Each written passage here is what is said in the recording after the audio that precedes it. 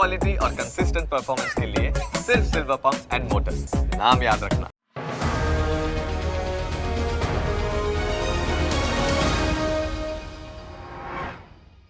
Welcome back friends.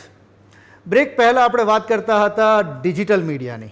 Digital medium જે આજના આધુનિક યુગનું મીડિયમ છે. હવે આપણે વાત કરીએ કે એવું મીડિયમ જે કદાચ આપણી સાથે વર્ષો નહીં, સદીઓ અને હજારો વર્ષોથી આપણી સાથે છે, અને એ છે આઉટડોર મીડિયમ. હવે તમે મને પૂછો કે આઉટડોર મીડિયમ વર્ષો અને સદીઓ પહેલાં કઈ રીતના હતું, જ્યારે કે હોર્ડિંગ્સ તો તમે આજકાલ જુઓ છો. તો હું તમને એવો સવાલ પૂછીશ કે આ જૂનાગઢમાં જે અશોકનો શિલાલેખ છે એ શું છે? એ અશોકનું આઉટડોર કેમ્પેઇન હતું પોતાની જનતા માટે, કે જેણે શિલા પર એક સંદેશો લખ્યો કે જીવન આ રીતના જીવાય. આઉટડોર મીડિયા આપણને ખબર નથી હોતી અને આપણી સાથે દરેક જગ્યાએ આપણી સાથે ફરતું હોય છે. બ્રાન્ડ્સ આપણને ખબર નથી પડતી હોતી, આપણે ઘરની બહાર નીકળીએ અને ક્યાંક ને ક્યાંક મળી જાય છે. તમને એક સાધારણ દાખલો આપું. તમે એક ઘરેથી નીકળ્યા અને ટ્રાફિક સિગ્નલ ઉપર ઊભા રહ્યા. બે બાળકો સરસ મજાનો એક બેનર હાથમાં લઈ અને કદાચ તમને તમારી ગાડીનો કાચ ખખડાવી અને એક ગુલાબનું ફૂલ આપે છે, અને તમે એની બ્રાન્ડને નોટિસ કરો છો ને, એ પણ અંતે આઉટડોર મીડિયા છે. આ અઠવાડિયે આપણે વાત કરીશું આઉટડોર મીડિયાના ઇન્ડસ્ટ્રીના અને એજન્સીઝના એવા લોકોની કે જે આઉટડોર મીડિયામાં ઘણું કામ કરી રહ્યા છે. નવા યુગમાં આઉટડોર મીડિયા કઈ રીતના નવું સ્વરૂપ લઈને આવ્યું છે એની ચર્ચા કરી રહ્યા છે. તો આવો વાત કરીએ એવા ઇન્ડસ્ટ્રીના લોકો સાથે અને જાણીએ શું છે આજના યુગનું આઉટડોર મીડિયા.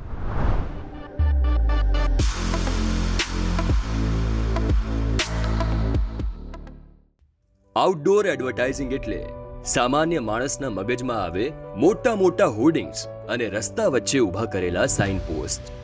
પણ આઉટડોર એડવર્ટાઇઝિંગની દુનિયા બહુ વિશાળ અને વિવિધ છે. આઉટડોર એટલે a complete meaning of outdoor is OOH, out of home medias. Out of home મીડિયાઝમાં આપણે અગર વાત કરીએ તો નોટ ઓનલી હોર્ડિંગ્સ, જે પણ વસ્તુ કે જે પણ જાહેરાતનું માધ્યમ તમે ઘરની બહાર જોતા હોય અથવા તમારી ઓફિસની બહાર જોતા હોય, એ બધી જ વસ્તુઓ બ્રોડલી આઉટ ઓફ હોમ એટલે કે ઘરની બહાર જાહેરાત થતા માધ્યમની અંદર સમાવેશ થાય છે. જેમ કે તમે કોઈ બસ જતી હોય ને એની ઉપર તમે કોઈ બ્રાન્ડિંગ જુઓ છો, કોઈ મેટ્રો ઉપરનું બ્રાન્ડિંગ જુઓ છો, તો એ પણ આઉટડોરનો જ એક પાર્ટ છે, એ આઉટ ઓફ હોમનો જ એક પાર્ટ છે.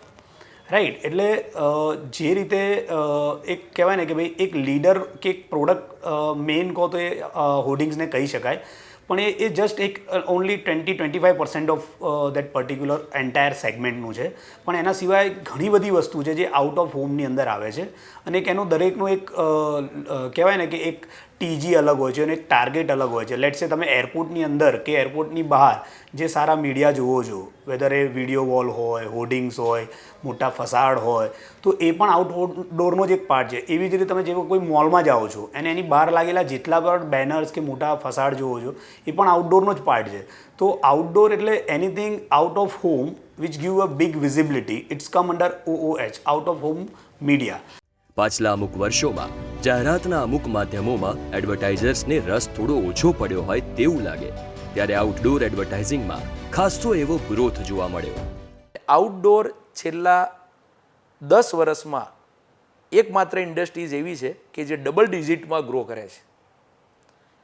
અમે અમદાવાદમાં પહેલાં 5 વર્ષ પહેલાં 400-500 હોર્ડિંગ હતા, આજે મિનિમમ 2000 હોર્ડિંગ્સ છે. એટલે ગ્રોથ વર્ક કરે છે, અને એવરેજ કોસ્ટ બી સ્પેન્ડિંગ બી કોઈ બી એક ક્લાયન્ટનું હોય એ અત્યારે ટોટલ બજેટમાંથી 50% લોકલ ક્લાયન્ટ હોય એનું 50% 60% એ આઉટડોરમાં સ્પેન્ડ કરતો થઈ ગયો છે.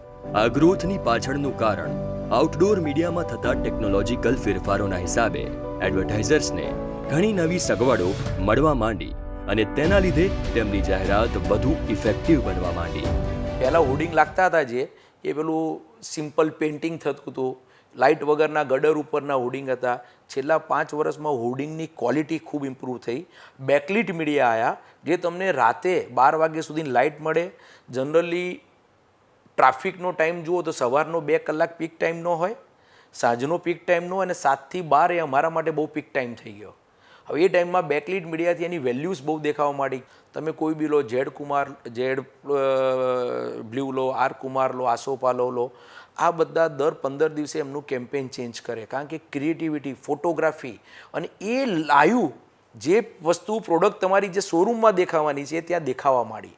આઉટડોરની એક બીજી ગ્લોરી એ પણ રહી છે કે એ લોકો એની અંદર તમને ઘણા બધા ઇનોવેશન બી અલાઉ છે કે કદાચ તમે માર્ક કર્યું હશે કે ભાઈ આઈફોન છે તો આઈફોનની બ્રાન્ડિંગ કરવાની એક સ્ટ્રેટેજી કે એક પ્લાનિંગ પ્યોરલી રહ્યું છે ઇનોવેશન સાથે અને એક લોંગ ટર્મ મેસેજિંગ સાથે કે જે પણ કોઈ નવા ફોન અવેલેબલ થાય તો આવી રીતે દરેક સેગમેન્ટ આઉટડોરને એના બેસ્ટ માધ્યમથી યુટિલાઇઝ કરે છે. તમે રાજધાનીમાં જઈ રહ્યા છો અને રાજધાની અંદર બી જે બ્રાન્ડિંગ થાય છે કે રાજધાની ટ્રેનની ઉપર જે બ્રાન્ડિંગ થાય છે એ પણ વસ્તુ આઉટડોરનો જ એક પાર્ટ છે. સિમિલ્ટેનિયસની અંદર કદાચ તમે જોયું હશે સાઉથમાં ઘણા લોકોએ કરેલું છે, ફ્લાઇટની ઉપર પણ એક આખું બ્રાન્ડિંગ થાય છે. હિન્દુસ્તાનમાં આજે પણ ઘણી એવી જગ્યા છે જ્યાં નથી ટીવી કે નથી કોઈ અખબાર. તેવામાં આઉટડોર એડવર્ટાઇઝિંગ ખૂબ જ સફળ પુરવાર થાય છે. સી આઉટડોર એક ટ્રેડિશનલ મીડિયમ રહ્યો છે જે અગર ઇન્ડિયાની જ વાત કરીએ તો મોર દેન 100 યર્સ ઉપરની વસ્તુ છે. પહેલાં જ્યારે લોકલ માર્કેટની અંદર આપણે અગર વાત કરીએ ને કે ભાઈ એક એજ્યુકેશન લેવલ બી લો હતું અને ટીવી કે એવો બીજા કોઈ રિસોર્સિસ નહોતા મેસેજિંગ કરવા માટે, લોકલ ટાર્ગેટિંગ માટે, એ ટાઈમથી જ આઉટડોર પોપઅપ થઈને એક સારી ઇમ્પેક્ટ કરી છે. આજે કોઈ બી આઉટડોરમાં રૂરલમાં કરવું હોય તો સૌથી પહેલાં રેલવે સ્ટેશનના હોર્ડિંગ્સ કોના છે એ આઈડેન્ટિફાય થાય અને એમના લેવામાં આવે. પ્લસ એની સાથે સાથે વોલ પેઇન્ટિંગ્સ થતા હતા. And then the third thing is BTL where you do the on ground those LED vans and those moving vans and all those kind of road shows. જ્યારે કોઈ વેપારીની સેવાઓ અથવા પ્રોડક્ટ્સનું માર્કેટ વધુ જગ્યાઓ પર નથી હોતું, એક નાની લોકાલિટી પૂરતું સીમિત માર્કેટ હોય છે, તેવામાં આઉટડોર એક બહુ ઇફેક્ટિવ માધ્યમ સાબિત થતું હોય છે. નાના નાના ટ્યુશન ક્લાસીસ, હોસ્પિટલ, નાના જ્વેલર્સવાળા, આ બધાને બી એવું થયું કે મારે પર્ટિક્યુલર એરિયામાં જ કામ કરવું હોય તે ન્યૂઝપેપરને એના માટે એફોર્ડેબિલિટી નથી એટલે હવે એને બી આઉટડોરમાં જમ્પ લાવ્યું. જેમ કે તમારે કોઈ એરપોર્ટ જતા વ્યક્તિને કે ફ્લાય કરતા વ્યક્તિને કોઈ મેસેજ આપવો છે, તમે કોઈ ટૂર ટ્રાવેલ્સ કંપની છો, તમે કોઈ હાઈ એન્ડ કાર છો કે એનીથિંગ રિલેટેડ ટુ ટ્રાવેલ, તો એ આઉટ ઓફ હોમ મીડિયા તમે એરપોર્ટનો પ્રિફર કરો. એ જ રીતે તમારે મોલમાં જતી ફેમિલીને ટાર્ગેટ કરવી છે વિથ યોર બ્રાન્ડ કે જે મોલમાં અવેલેબલ છે, એ સિનેમા કે જે મોલમાં અવેલેબલ છે, તો એ પર્ટિક્યુલર માટે એ જે તે બ્રાન્ડ એ મોલ મીડિયાને પ્રિફર કરે છે. દરેક ઇન્ડસ્ટ્રીની અમુક ખાસિયતોના પ્રમાણે એ ઇન્ડસ્ટ્રી માટે કોઈક એક એડવર્ટાઇઝિંગનો મીડિયમ સૌથી અગત્યનો બની જાય છે. તેવી જ રીતે અમુક બિઝનેસ સેક્ટર માટે આઉટડોર એડવર્ટાઇઝિંગ કેમ્પેઇનનું ઇમ્પોર્ટન્સ બીજા બધા માધ્યમ કરતાં વધુ બની જતું હોય છે. મેજર સ્પેન્ડિંગ છે અત્યારે અમદાવાદમાં આઉટડોરના. એ આપ જોશો આ તો કે લક્ઝરી કાર, ઘડિયાળો, લાઇફસ્ટાઇલ, ચશ્મા હોય, જ્વેલરી હોય, અમે લાઇફસ્ટાઇલ કહીએ, અને રિયલ એસ્ટેટ. આ બે જ ઉપર અમારો મેજર ફોકસ હોય છે અને હાઈએસ્ટ પૈસા એ લોકો અમારી ઇન્ડસ્ટ્રીઝમાં સ્પેન્ડ કરતા હોય છે. તો જોયું મિત્રો, આજે એક જ એપિસોડમાં આપણે એક અતિ આધુનિક મીડિયાની પણ વાત કરી અને એક અતિ પૌરાણિક મીડિયાની પણ વાત કરી, અને છતાંય માર્કેટિંગ અને એડવર્ટાઇઝિંગની એક ખૂબી છે કે બેઉ મીડિયા આજે કોએક્ઝિસ્ટ કરે છે અને બ્રાન્ડ્સ બનાવવામાં પોતાનો રોલ અદા કરે છે. આવી જ નવી નવી વાતો લઈ આવતા અઠવાડિયે પણ આપણે મળીશું. નવા ગુજરાતના કયા બ્રાન્ડના કેમ્પેઇન આવી રહ્યા છે એની વાતો કરીશું અને માર્કેટના બીજા કોઈ દિગ્ગજ સાથે પણ આપણે એમના વિશે જાણીશું. જોતા રહો ન્યૂઝ કેપિટલ બ્રાન્ડ સ્ટોરીઝ.